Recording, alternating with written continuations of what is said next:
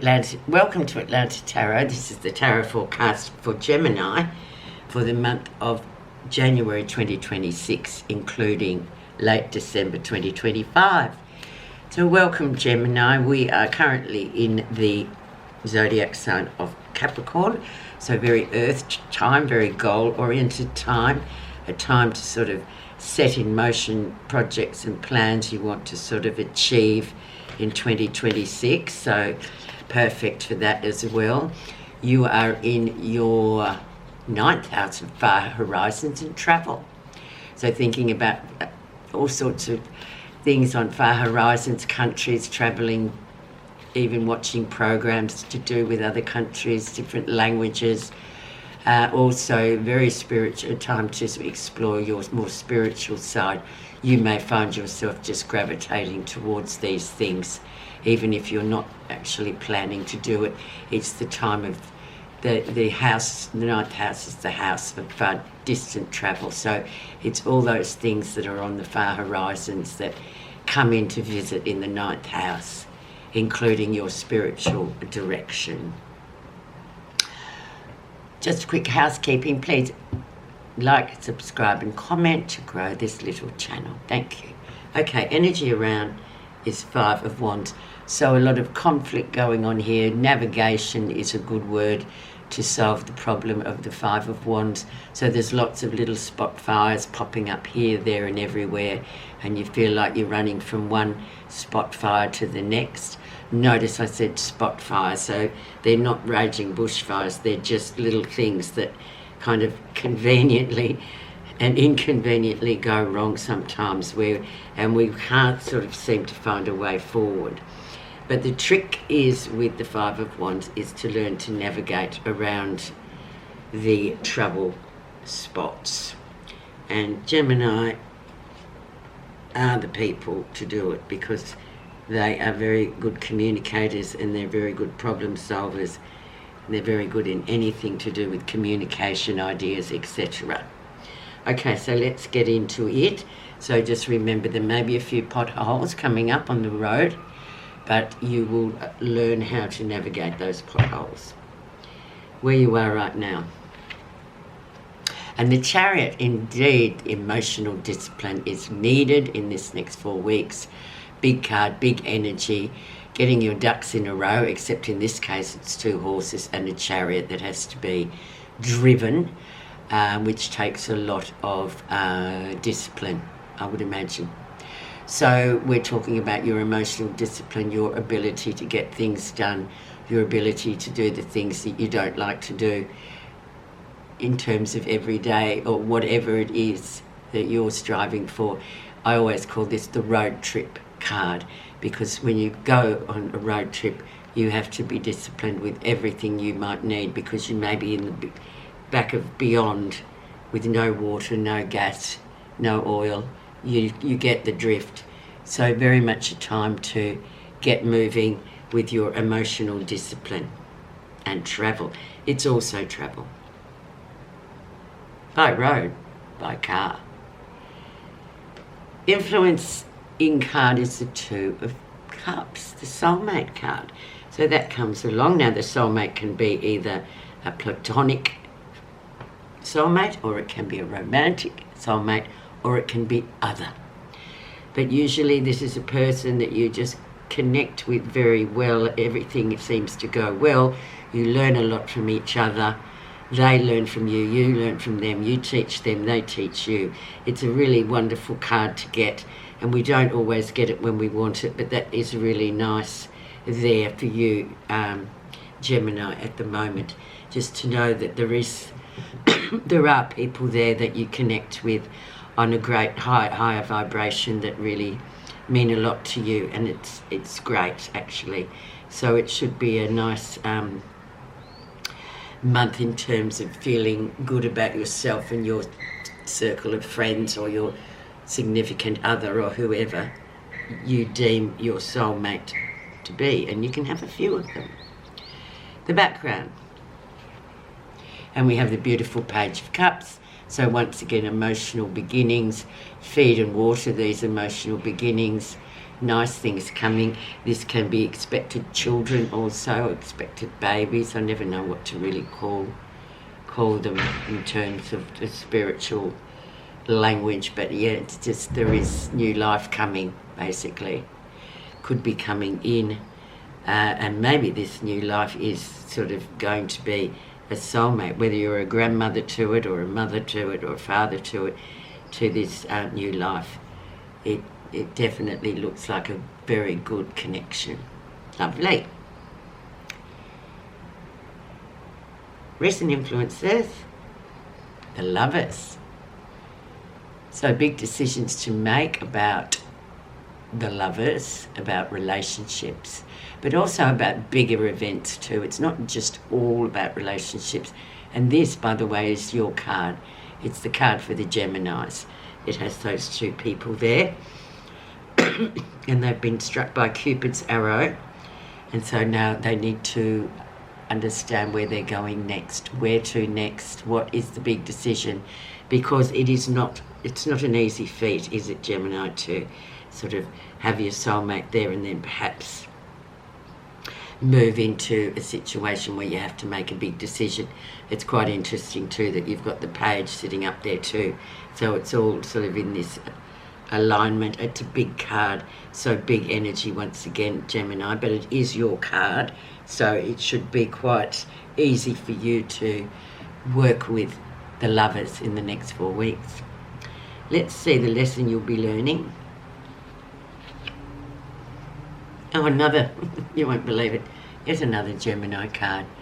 Expect the unexpected. That is Gemini's catch call, or whatever you call it, catch phrase. Yeah, expect the unexpected. This is usually with a younger person, younger male energy coming and going. Yeah, quite interesting actually that he's come in. So I'm not quite sure what he's doing here at this moment, but I will say that he doesn't stay around very long, but he is... his presence is very energetic, let's just say. Yeah, very Geminian energy once again for the lesson, but it does focus on this Knight of Swords, this young male energy that can cause quite a bit of disruption. Here 1 minute, gone the next, but yeah, it's very vibrant energy as Geminians are. Near future. And then we have the Sun, another big card. The Sun is the great illuminator, so we can see everything for exactly how it is. There's nowhere to hide when the Sun comes out. It's also a great giver of health and energy for you to move forward with. It's a yes answer card as well.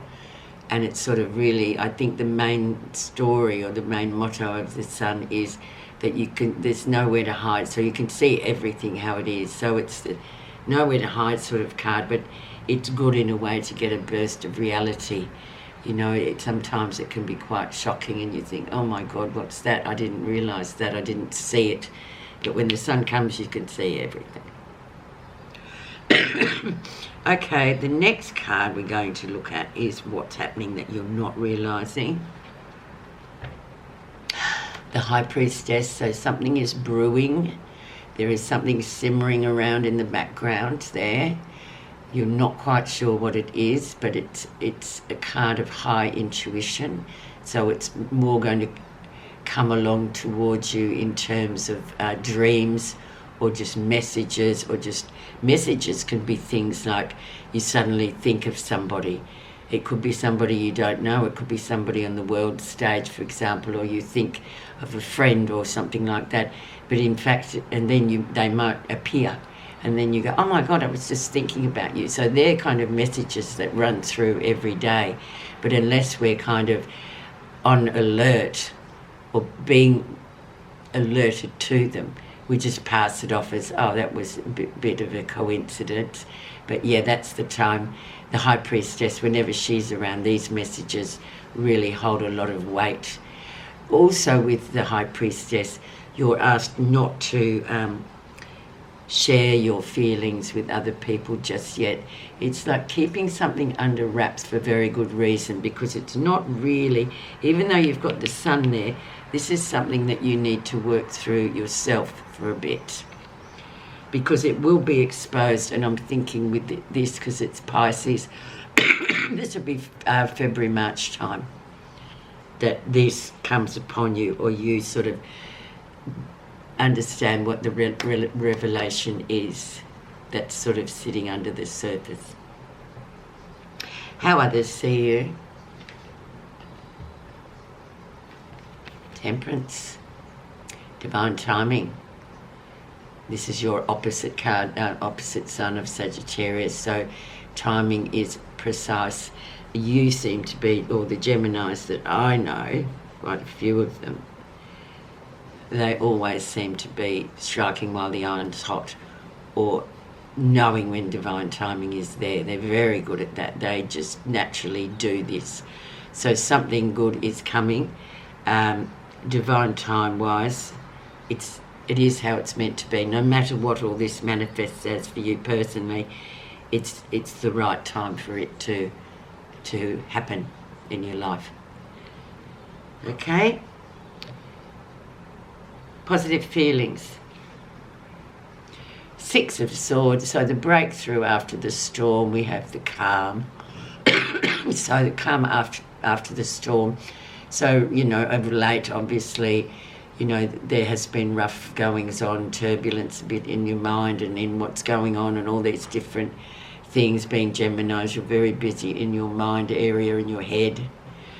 So now it's sort of indicating to you, now it's time just to sail free for a while. No more turbulence, no more choppiness, no more choppy seas for a while. You've got a bit of a reprieve from that, Gemini, and you kind of know that.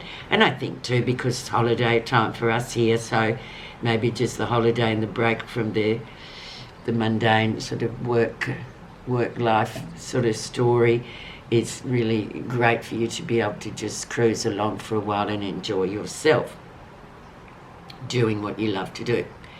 The outcome.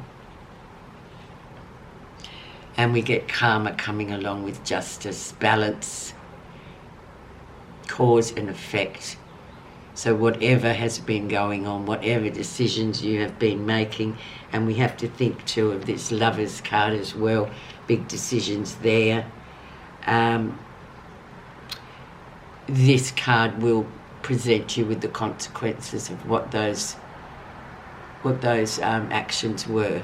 And it's usually you talk about 6 months ago, and then we get then the consequences come in, usually 6 months apart. It's like the new moon sort of was always consequence of something that happened in the last new moon. So that's a really another big powerful card, karmic card to get. It's also very good. So the Geminis I know are always putting in a lot of effort.